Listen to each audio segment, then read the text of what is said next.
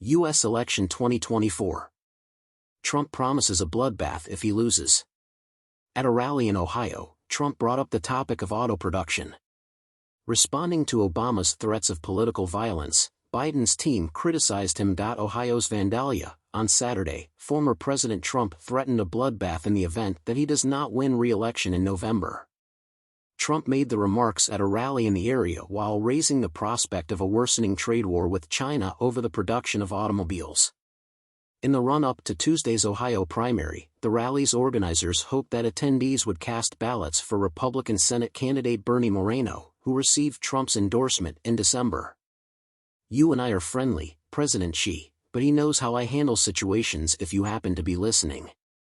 You won't be selling your wares to the United States from those massive assembly plants you're erecting in Mexico, and you certainly won't be employing any Americans." In his campaign speech, Trump threatened to impose a 100% tariff on all imported automobiles, thus cutting off their sale if he were to win the presidency. "Now if I am not elected, there will be widespread carnage, and that is going to be the most dire consequence," he continued. "The country is in for a bloodbath.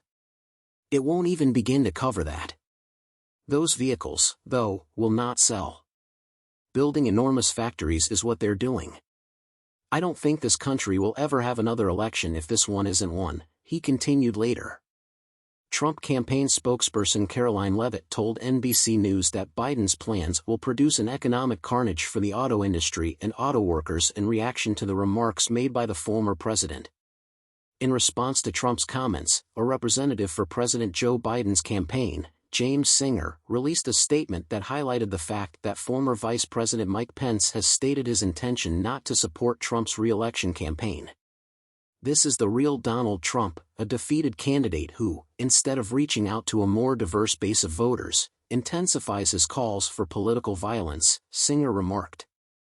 "He desires a repeat of January 6, but he will suffer yet another election loss this November as a result of the American people's unwavering rejection of his radicalism, fondness for aggression, and desire for vengeance."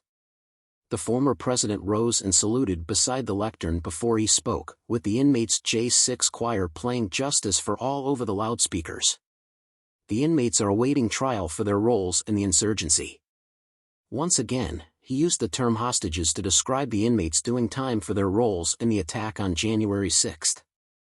"You know, and everyone else knows, that they have been treated horribly and unfairly," Trump stated at the outset of his speech.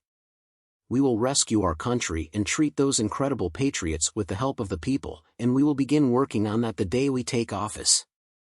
Also speaking at the event, Trump called some undocumented immigrants not humans, but he later clarified that he couldn't say it because the radical left says it's a terrible thing to say.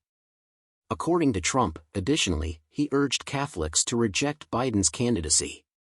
"Those who identify as Catholic and vote for Trump are going insane," Trump remarked. Of all presidents, Biden is just the second Roman Catholic to hold the office.